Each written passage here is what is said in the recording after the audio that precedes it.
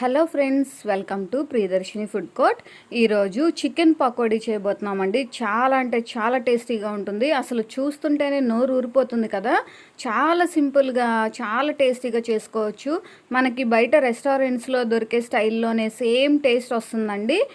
Evening snack టైంలో దీన్ని భలే ఎంజాయ్ చేయొచ్చు. చికెన్ అంటే ఇష్టం లేని వాళ్ళకు కూడా ఇలా చేసి పెడితే భలే ఇష్టంగా తింటారు. లెమన్ కొంచెం పిండుకొని ఆనియన్స్తో మ్యాచ్ చేసుకొని తింటే నెక్స్ట్ లెవెల్ ఉంటుంది. ఇప్పుడైతే ప్రాసెస్ ఏంటో చూద్దాము. ఇక్కడ మేము 1/2 kg చికెన్ తీసుకున్నామండి. మీకు అవైలబుల్లో ఏది ఉంటే అది తీసుకోండి. బోన్లెస్ అయినా బాగానే ఉంటుంది, విత్ బోన్ అయినా కూడా బాగానే ఉంటుంది.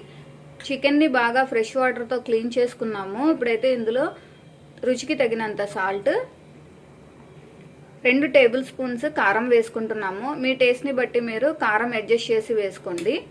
కొంచెం పసుపు, 1/2 టేబుల్ స్పూన్ ధనియాల పౌడర్, 1/2 టేబుల్ స్పూన్ జీలకర్ర powder, 1 tablespoon chicken masala, 1 tablespoon garam masala, 2 tablespoons అల్లం వెల్లుల్లి పేస్ట్, ఒక 1/2 లెమన్ని juice పిండుకుంటున్నాము.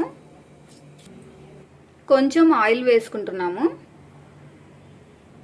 2 tablespoons cornflour, 2 tablespoons maida వేసుకుంటున్నాము. ఒక ఎగ్ని బ్రేక్ చేసి వేసుకుంటున్నాము.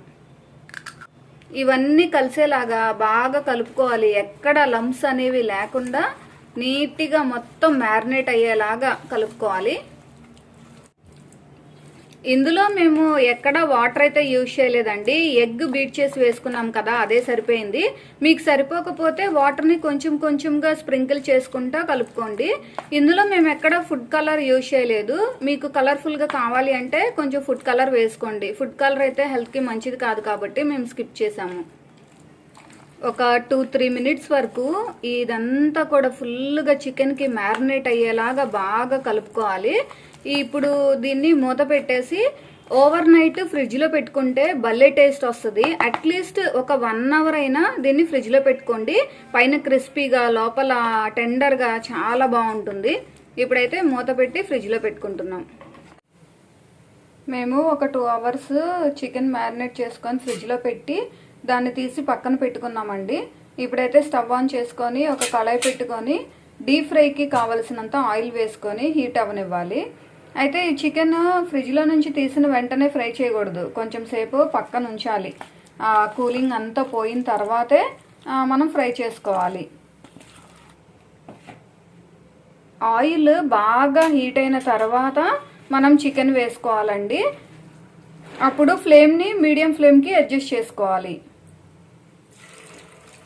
హై ఫ్లేమ్ మీద వీటిని ఫ్రై చేయకూడదు, ఎందుకంటే పైన క్రిస్పీగా అయిపోతాయి, లోపల మాత్రం అస్సలు ఉడకదు. మనం మీడియం ఫ్లేమ్లో పెట్టి దాన్ని ఫ్రై చేసుకుంటే పైన క్రిస్పీగా సూపర్ టేస్టీగా ఉంటాయండి. ఈ చికెన్ని ఇలా విడివిడిగా వేసుకోవాలి. మన ఛానల్ని సబ్స్క్రైబ్ చేయకుండా వీడియోస్ చూస్తున్నారండి. ఇంకా ఎవరైనా సబ్స్క్రైబ్ చేయకపోతే మర్చిపోకుండా సబ్స్క్రైబ్ చేయండి. అలాగే ఈ వీడియోని లైక్ చేయండి.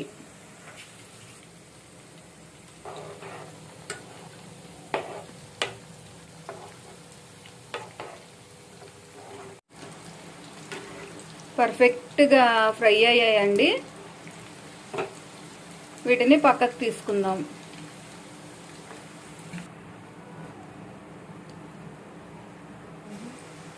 రిమైనింగ్ చికెన్ని కూడా ఇలా ఫ్రై చేసుకున్న తర్వాత లాస్ట్లో ఇందులో కొన్ని మధ్యలో కట్ చేసుకున్న పచ్చిమిర్చి, కరివేపాకు వేసుకుంటున్నాము. పర్ఫెక్ట్గా ఫ్రై అయ్యాయి. స్టవ్ ఆఫ్ చేసి వీటిని సర్వింగ్ బౌల్లోకి తీసుకుందాం. వేడి వేడిగా చికెన్ పకోడీ రెడీ అయింది. చాలా అంటే చాలా టేస్టీగా ఉంది. వేడి మీద కొంచెం మెత్తగా ఉంటుంది, కానీ కొంచెం సేపు ఆగితే పైన క్రిస్పీగా లోపల సాఫ్ట్గా చాలా బాగుంది. వీడియో నచ్చితే లైక్ చేయండి, షేర్ చేయండి. మా ఛానల్ని తప్పకుండా సబ్స్క్రైబ్ చేయండి.